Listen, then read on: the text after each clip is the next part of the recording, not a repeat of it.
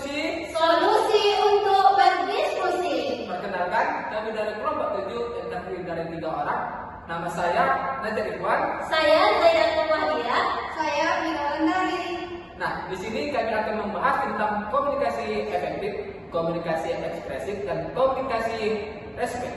Nah, jadi kemarin saya pernah membaca sebuah buku yang dimana membahas tentang komunikasi kita sebagai guru terhadap pendidik, terhadap peserta didik.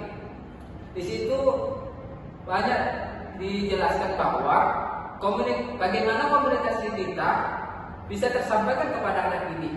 Nah, menurut kalian nih, saya membaca sebuah buku yang dimana membahas tentang komunikasi kita sebagai guru terhadap pendidik. Nah, di sana dijelaskan bahwa bagaimana komunikasi kita itu bisa tersampaikan kepada anak didik.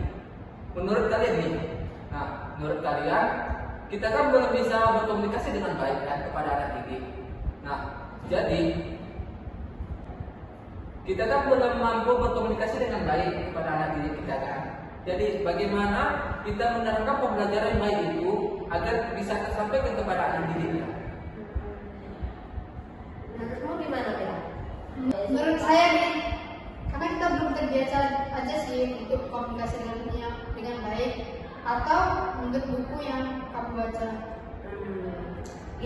Gini nih teman-teman, kita kan ini mengajar kan, kita mau menjelaskan. Tapi kalau misalnya kita belum terbiasa dengan menurut buku yang kamu baca, bisa aja kita menerapkannya dengan cara komunikasi nyaman kita aja. Misalnya kita nyaman dengan komunikasi tersebut, maka tersampaikan pula pembelajaran tersebut. Namun kita harus tetap berhati-hati, tetap berlatih juga agar komunikasi kita lebih baik lagi. Nah, jadi kita kan sudah membahas ini kan. Nah, menurut kalian kita ini termasuk komunikasi yang mana? Komunikasi yang efektif kah, ekspresif kah, atau yang respect? Dan menurut kalian itu seperti apa sih komunikasi dari efektif, ekspresif, dan respect itu? Nah, menurut jurnal yang aku baca, menurut si Urino itu dia mengatakan bahwa komunikasi efektif itu merupakan komunikasi yang menerima informasi tersebut mempunyai perubahan atas informasi tersebut. Nah, tujuannya adalah membuat perubahan terhadap apa yang telah disampaikannya kepada si pendengar. Misal saya menjelaskan kepada kamu, saya mengatakan bahwa kamu begini, tapi kamu melaksanakan tentang apa yang saya katakan, kamu berubah, maka tersampaikanlah tujuan komunikasi efektif yang saya lakukan.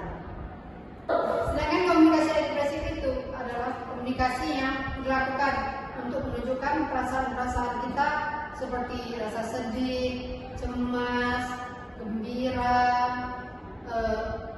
peduli, dan lain sebagainya yang disampaikan melalui ekspresi dan verbal. Nah, sedangkan menurut yang aku baca, komunikasi respect itu adalah komunikasi yang saling menghargai, baik itu dari yang formal ataupun yang mendengar informasi tersebut. Nah, kita kan sudah membahas tiga komunikasi tersebut. Jadi, implementasinya itu gimana sih menurut kalian?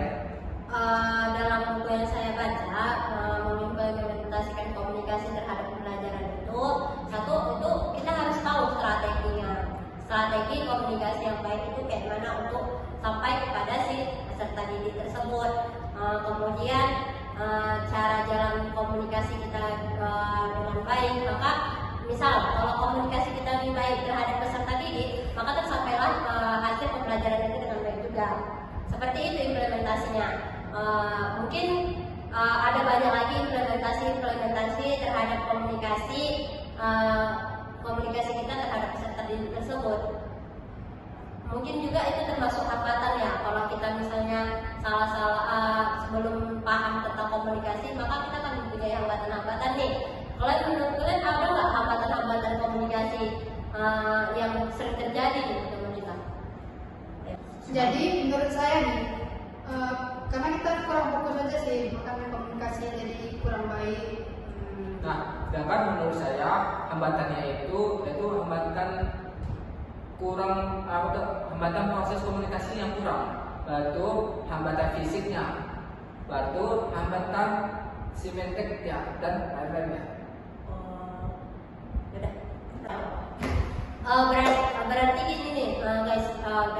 simpulkan dari hasil diskusi kita ini, komunikasi itu merupakan salah satu jembatan atau untuk menginformasikan sesuatu terhadap seseorang atau pribadi orang ataupun banyak orang.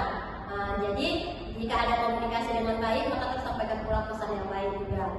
Segala informasi yang bisa kami sampaikan mengenai komunikasi efektif, komunikasi ekspresif, dan komunikasi respect. Semoga menambah ilmu kita semua. Wassalamualaikum.